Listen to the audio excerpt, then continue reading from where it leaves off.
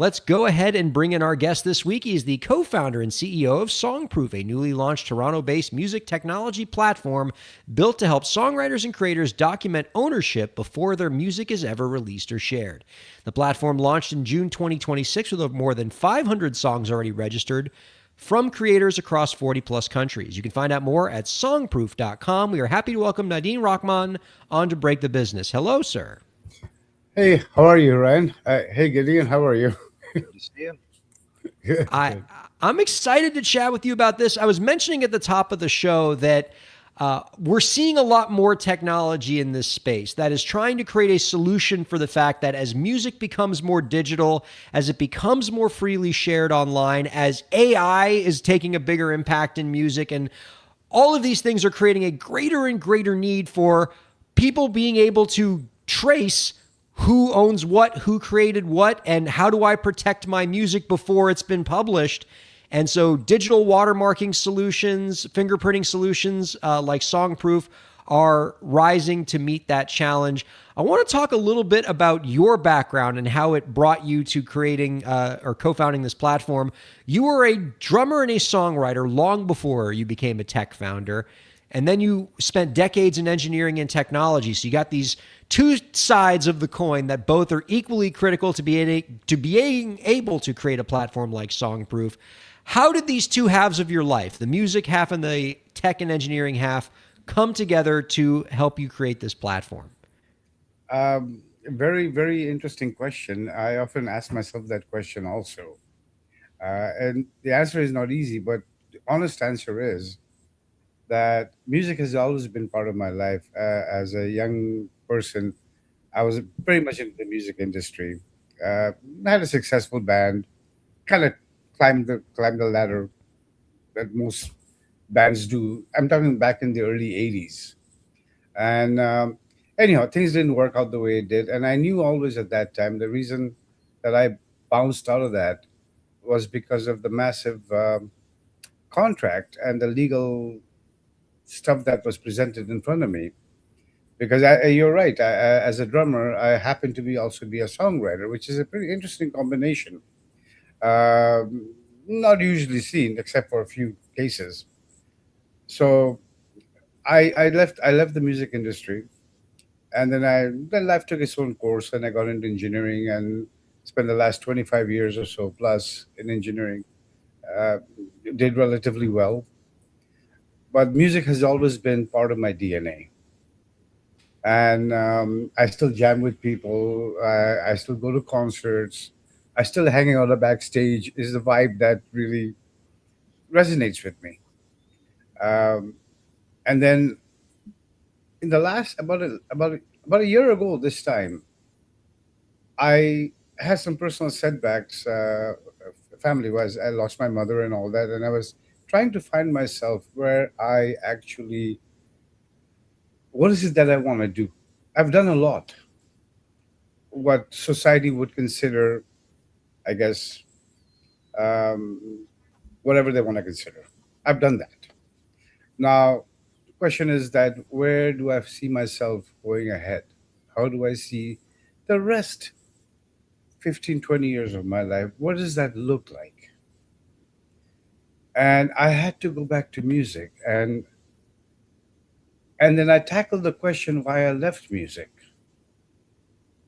And that's where the idea of songproof literally came about. And it's going to sound peculiar when I tell you this, but it was a dream. I just got up one morning. I said, "Hey, this got married," and whatever I thought about, now I had the technical background to put it in place, and and I knew the whole thing started with. And I was listening to the conversation earlier, and Ryan, you mentioned about split sheet. Now, how do you capture the essence of what you're creating through different versioning that goes through that Gideon raised? Because everybody has to be given proper respect. Mm-hmm. And Ryan, you mentioned that that don't have a handshake, put it in writing, do something. But we've all been in this environment where you're sitting with your bandmates, and I mean, you're high fiving each other, and you have the best of intention. But how do you document that? And this was the problem back in the 80s, also, by the way. Exactly the same problem. The problem hasn't changed, in my opinion. So, Songproof, what it does is that it has a built in split sheet. And when you decide the split, it could be three, four people sitting together. It could be one person in the middle of the night who comes up with this great melody, great tune. They just want to record it and they want to give themselves the credit, which they can change afterwards. Right. Uh, and that's where the idea of Soundproof came out. So our split sheet is basically blockchain based. So the split sheet is actually, now I'm going to get a little technical. I hope I don't bore people, but unfortunately, there's no easy way of saying it. Uh, we put it on a blockchain called Polygon, which has a smart contract. And then we take the whole smart contract, which also has the audio, by the way, in a binary format. Yeah, like what's being split sheeted in terms of like who owns what Who is owns what? tied. My understanding is that it's tied to like a specific fingerprint of that audio, so that you Correct. know exactly what audio it's corresponded to, and it's all backed up on the blockchain. It's all backed up on the Polygon blockchain. Then we take the entire Polygon blockchain and we timestamp it on the Bitcoin blockchain. So it's a dual stamping process. So it's not just one, this or that. We are taking the best of what the smart contract gives us, and we're taking the whole thing and we are timestamping it on the Bitcoin. And these are the two the two blockchains that are very well recognized and respected. Uh, so that's technical jargon. So that was the actual idea Hmm. behind it. And then if you want to add more people, you just create another split sheet. The beauty of blockchain is that it remembers everything you've done. So you see a history of everything that goes on. As long as you're the owner, you start with 100% or 50%, whatever the split is initially. You are the owner of that record, and you can change it as you want. And it's all there. And it's a public blockchain. So some people ask me that, okay, so it's a startup. Yeah, granted. What happens if you guys don't exist? What happens to my record? Well, the beauty is that it's a public blockchain. Even if I don't exist, that record is there forever. The whole Bitcoin world is born on that concept. And so that's where the whole thing came from. And then It's obviously it took different shapes along the way, but that's the story that Ryan that you asked me. yeah. I definitely see the need, and in the creating process before the song becomes done and it gets released and it gets out into the world, there can be a lot of questions about who owns what and who created what, and I think this can help to fill that need there. I mentioned at the beginning of the show that I think these kind of solutions act as sort of a support to the existing legal infrastructure that we use to demonstrate people's rights to music, right? I've always tried to impart to people that solutions like Songproof should not be seen as a substitute for traditional Absolutely. copyright registration, Absolutely. because copyright registration comes with a lot of legal benefits. You shouldn't just rely on time stamping to prove that you own something. But you put these two things together, right? Technology that proves ownership and splits and when stuff was created, along with formal copyright registration to protect your legal rights. Those two things together are pretty valuable. Yeah, I mean, truth be told, I mean, in our team, we have a pretty good mix of people. We have an entertainment lawyer as a part of the group, and she was very active in the process. And we have a person with a lot of years in the music industry in marketing, and I myself being who I am, we put this thing together and we looked at every aspect of it. And legally speaking, statutory damages, which you're referring to, Ryan, in terms of the U.S. copyright. Yeah. Uh, Yeah. That's one of the benefits you get with what's the copyright benefit? registration. What's the benefit? Which is great, but you do also know that this is only in the U.S. Most of the world doesn't have any statutory damage. You have to actually prove what your damage is. And where does the question always come from? Can you prove when you made it? And that's the problem that people haven't. We all know that the problem exists. How do you provide what your damages are if you cannot prove when you made it?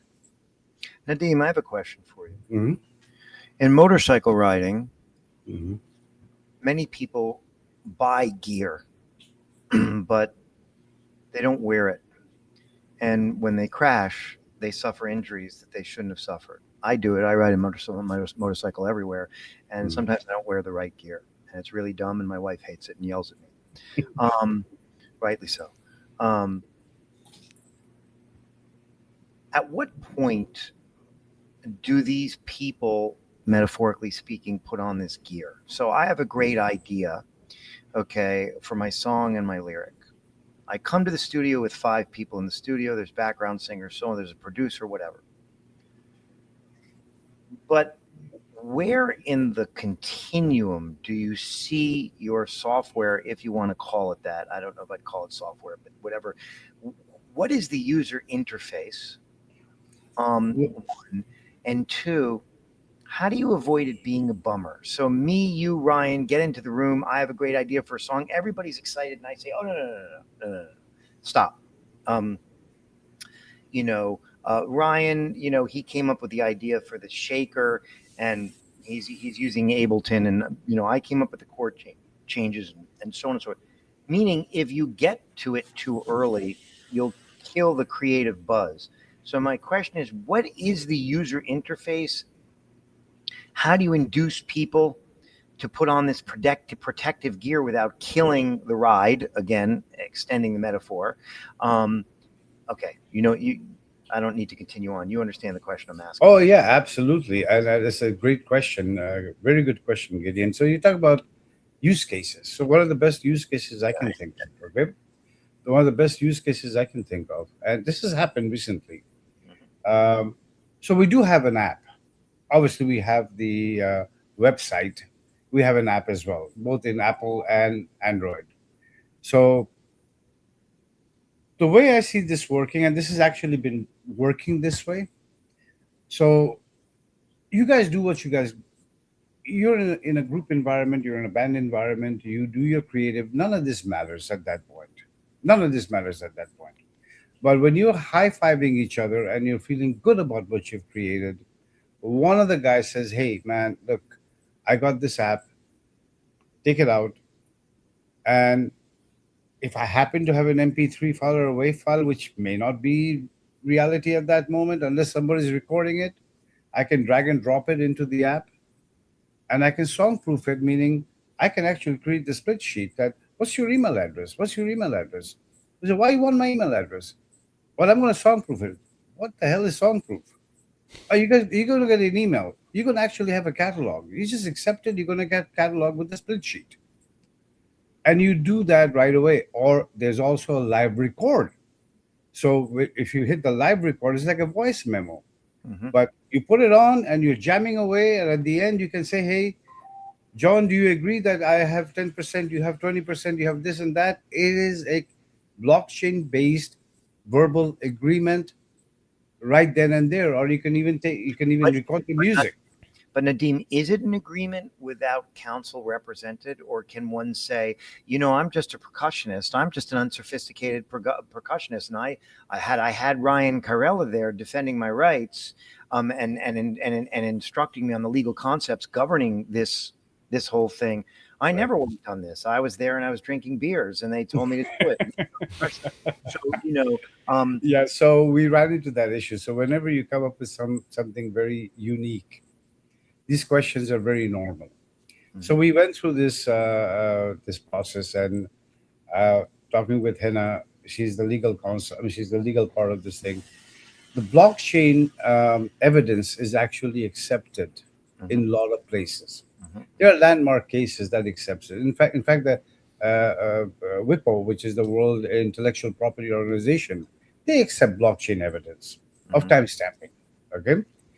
Now you go in front of a judge or you go in front of anybody, Mhm. depending on how bad your dispute is. The question is going to come up: do you have any evidence or proof of when you made it? Most lawyers are not even going to take on a case unless you can give some form of evidence, because damages are based on, at least from my understanding, I may be wrong, but just from my understanding, the damages are based on when did you create it, when did somebody steal it and made more money with it. So if you don't have a timestamp of when you did it, in whichever format that you have, well, you have to start I a see. few miles down the course. So again, all these things are getting worked out right now. It's still at a very early infancy stage, but I can tell you from our research, and Henna can actually give you a lot more background on this, that blockchain evidence are being accepted as actual evidence. Cool. Well, Okay. you noted that you're in the early stage of this app. And I would imagine, if I were working with a company like yours, I would imagine a big part of your strategy is going to be creating strategic partnerships with rights management companies, creating professional tools for labels and publishers, maybe working with the PROs and Yep. creating Yep. solutions for them there. Can you talk a little bit about like what the next 5 years looks like and what some of those integrations and partnershits Well, yeah, you have that you're absolutely. looking to Everybody, form? everybody, everybody wants to thinks that I have a crystal ball, but I'll take a shot at it. But I mean, I only ask because it's an important Yeah, yeah, consideration, right? absolutely. If you're So we developing tools are in this space, you have to work with and play with the existing rights infrastructure and right. the government part of the infrastructure, the private sector part of the infrastructure. It's very complicated. None of these things talk to each other. They're all very siloed, and it's the job of tech platforms like yours, and it's not an easy job to figure out how to work with all of these existing pieces of the infrastructure. Great question, Ryan. Thank you for asking that. And yes, we are in the process of talking to a lot of people of the type that you mentioned, including some PROs. Uh, because one of the biggest problem with PRO is that money gets stuck if there's a dispute. Yeah. And again, the question comes is prove it that you're actually saying what it is. Sometimes it's an honest mistake by people who are registering, and I'm not saying they're doing it maliciously, but it happens. So yes, we are in talk with some PROs. I'm not going to disclose the names right now, but we are talking to some of them. Early stage, we are talking to a lot of um, songwriting organizations and people who have influence in this area, and they're seeing the value of what we're trying to do. We're not competing with anybody. We are providing a early stage evidence. I mean, I hate using this word because it feels like I'm cheaping my own product, but it's like a birth certificate of your song. Yeah. And another innovation that's kind of bubbling up alongside all of these other innovations that I'm sure you're always thinking about is AI, right? And one of the biggest movements that's being bandied about with respect to AI is if we decide that the people who've created songs and recordings that are being used to train AI platforms are entitled to some compensation, we need to figure out how to get those rights owners paid. We need to figure out how much, if I ask Suno to make an AI song for me, how much of each particular previous song was used to train the AI to make that song I asked Suno to make for me? How do we get all those rights owners paid? And I would imagine that watermarking, fingerprinting technologies like yours can help us figure out which rights owners deserve to get Yes. paid because it can help trace a line from the final Suno work to the works that actually helped create that work. Couldn't agree more. I mean, how this gets played out in the business environment is a different discussion. But in terms of providing some kind of evidence to have this conversation, Mm-hmm. is the space that we're in.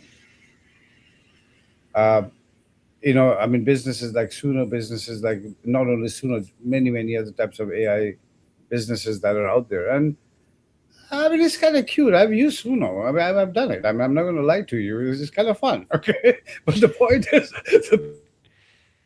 that I've done it once or twice, but I felt not good about it. because it didn't seem right to me. But that's my personal bias. Uh, so to answer your question, Ryan, we don't know what the business world how is going to treat all this stuff. We are just providing evidence that people can have this conversation. And it's, I mean, having done a ton of venture capital and a lot of deals, it is, what you're saying is reasonable, and it's like, you know you're trying to come up with a simple solution in a kind of narrow area, as opposed to trying to predict pathways that are impossible to predict. But you're basically saying somebody needs to memorialize this crap, and somebody, and there has to be a better way to do it. And so you're coming up with almost a standard template. And back in my days in Wall Street, and all the different instruments that were traded, bank debt, and all these things, ultimately, there had to be a simple way to memorialize things and to create contracts. There was something called the ISDA, and that was like a big Yep. thing in Wall Street. You know about an ISDA, Yeah. right? Mhm. So you're just trying to memorialize ownership and credit in a simple way. So I respect the simplicity of this, although I know that getting this to work, and the APIs or user interface, I know it's complex to build this, Yeah. and I know it costs money. So no, it's a cool idea, man. It's a cool idea. Yeah, but thank you for allowing me to speak today to you guys and being part of this, because my job as a CEO, apart from having a vision, which um, I hold very dearly, because this touches me on a very personal level. This is not just a business I'm doing. I've done enough business. Um, it's a different ride for me this time around. Cool stuff. Our guest has been Nadim Rahman. He is the co-founder and CEO of SongProof. You can find out more about our guest's work by visiting songproof.com. Nadim, this has been awesome. Appreciate you kind of giving us a perspective on some cutting edge music tech here. Before we let you go, we got one last question for you. Do you Sure. have any last tips for the indie creators out there to help them move their careers forward? Yes, actually, we do. We are actually in our platform. We have something called Artist of the Week, where we have a form that if they want to fill up, they can actually submit their music, and we will use our leverage, our popularity. Although we are very early stage, nothing to really talk home about, but we're giving back. We are actually showcasing them. No cost, no money. We're just showcasing them. And we have quite a few artists of the week already lined up. And I know that we're not as big, like we don't have a million followers and all this kind of stuff. I mean, but it's our small way of saying thank you. And we're doing it on a global scale. So it's not only local music, English music, what we've grown up with. We have musicians from all over the world who wants to be part of this journey.